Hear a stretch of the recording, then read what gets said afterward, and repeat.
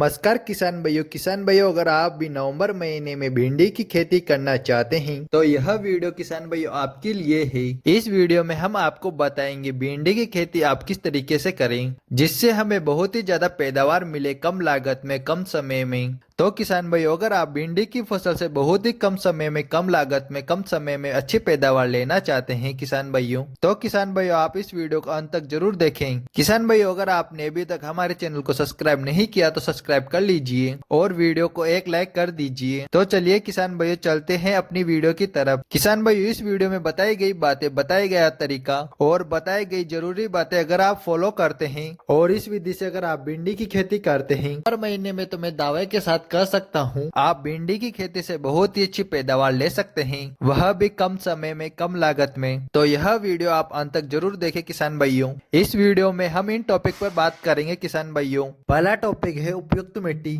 जलवायु, तापमान, उन्नत किस्में, खेत की तैयारी, खाद एवं उर्वरक, सिंचाई किस तरीके से करें, रोग नियंत्रण कैसे करें और उत्पादन कैसे बढ़ाएं। तो किसान भाइयों आज की इस वीडियो में हम इन 10 टॉपिक पर बात करेंगे। वीडियो में अंत तक बने रहिए। वीडियो के अंत में बहुत ही इंफॉर्मेटिव बातें बताएंगे। किसान भाइयों पहला पॉइंट है उपयुक्त मिट्टी। तो किसान भाइयों फिलहाल तो आप भिंडी की खेती किसी भी प्रकार की मिट्टी में कर सकते हैं। मिट्टी अच्छी उपजाऊ होनी चाहिए और सभी कार्बनिक पदार्थों की पूर्ति होनी चाहिए जो हमारे भिंडी की फसल को सभी प्रकार के पोषक तत्वों की पूर्ति कर सके। फिर भी किसान भाइयों जो सबसे अच्छी भिंडी की खेती करने के लिए बलुई दोमट मिट्टी में आपको बहुत ही अच्छा बेहतरीन उत्पादन देखने को मिलेगा। किसान भाइयों अब हम बात करें भिंडी की खेती के लिए पीएच मान कितना होना चाहिए। तो भिंडी की खेती करने के लिए पीएच मान सामान्य होना चाहिए जैसे कि 6 से 7 के बीच में उपयुक्त है। किसान भाइयों अब हम बात करते हैं दूसरे पॉइंट पर, तापमान और जलवायु। किसान भाइयों भिंडी की फसल ना ही ज्यादा ठंड सहन कर पाती है, आपको यह ध्यान में रखना है। किसान भाइयों अब हम बात करते हैं भिंडी की खेती करने के लिए सबसे बेस्ट वेरायटी कौन सी है। क्योंकि किसान भाइयों भिंडी की फसल से कितनी पैदावार मिलेगी यह निर्भर करता है कि आपने किस तरीके की वैरायटी का चुनाव किया है। किसान भाइयों अगर आप इन वैरायटी का चयन करते हैं तो आप भिंडी की फसल से बहुत ही बेहतरीन उत्पादन ले सकते हैं। तो किसान भाइयों इस वीडियो में हम बात करते हैं वैरायटी आपको कौन सी लगानी है। पूसा A4 किस्म। किसान भाइयों यह एक बहुत ही बेहतरीन भिंडी की वैरायटी है। इसकी बुआई करने के बाद 15 दिन में हमारी भिंडी की फसल में फूल आना शुरू हो जाते हैं और पहली हार्वेस्टिंग लगभग 45 से 50 दिन के अंतराल पर हो जाती है। किसान भाइयों अगर हम इसके उत्पादन की बात करें या पैदावार की बात करें तो आप इस वैरायटी से एक हेक्टेयर में 10 से 12 टन उत्पादन ले सकते हैं जो कि बहुत ही अच्छी पैदावार यह वैरायटी देती है। किसान भाइयों दूसरी वैरायटी है पंजाब 7। किसान भाइयों यह एक बहुत ही बेहतरीन भिंडी की वैरायटी है। इसमें किसी भी तरह का कीट व रोग देखने को नहीं मिलता है।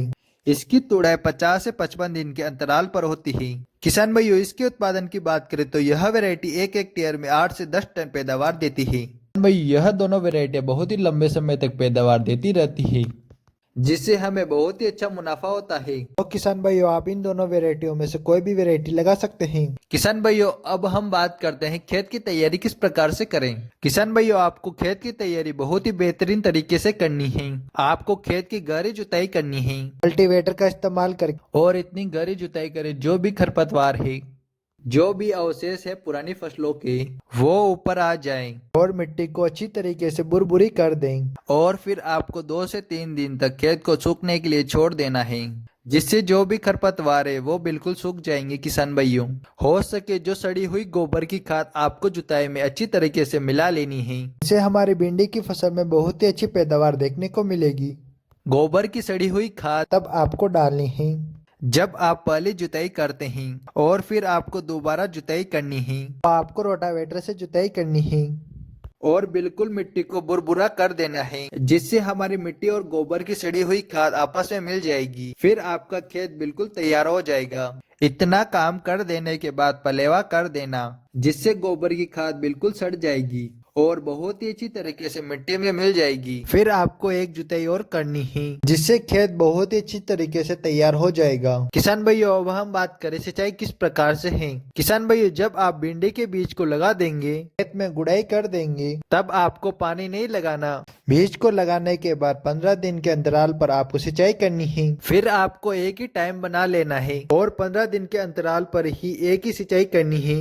15 दिन में ही भिंडी की सिंचाई करें। किसान भाइयों तो अब हम बात करें कि खाद एवं उर्वरक कौन से डालें। किसान भाइयों, मैंने जो आपको सड़ी हुई गोबर की खाद बताई, यह भी खाद अगर आप रासायनिक खाद भी डालना चाहते हैं तो आप एनपीके की 2 बोरी 1 हेक्टेयर के लिए भी डाल सकते हैं। फिर आपकी जब फसल 90 दिन की हो तब आपको 20 किलो यूरिया डाल देनी। सिंचाई के दौरान किसान भाइयों, अब हम बात करें कि खरपतवार को नियंत्रण कैसे करें। किसान भाइयों, जितना आपसे हो सके निंदाई गुड़ाई से ही आप खरपतवार को खेत से बाहर निकालें। खरपतवार नियंत्रण दवा का इस्तेमाल न करें। अब हम बात करें कीट व रोग को नियंत्रण कैसे करें। किसान भाइयों, आप भिंडी की फसल में आप खरपतवार को बिल्कुल भी न रहने दें और समय समय पर खेत से बाहर निकालते रहें गुड़ाई की सहायता से, जिससे कीट व रोग भी बहुत ही कम लगेंगे। और जब भी आप भिंडी का बीज लाएं तो आप उसे उपचारित अवश्य करें बुआई से पहले। और किसान भाइयों, भिंडी की फसल में और भी कीट रोग लगते हैं तो किसान भाइयों, हम आपको अगली वीडियो में बताएंगे कौन कौन से कीट व रोग लगते हैं,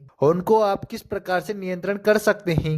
तो संपूर्ण जानकारी हम आपको अगले वीडियो में देंगे। तो किसान भाइयों, आप अगला वीडियो देखना चाहते हैं तो वीडियो को एक लाइक जरूर करें और चैनल को जरूर सब्सक्राइब कर लीजिए, जिससे आपको अगली वीडियो समय पे मिल सके। अगर आप इस विधि से भिंडी की खेती करते हैं तो आप बहुत ही बेहतरीन पैदावार ले सकते हैं कम लागत में कम समय में।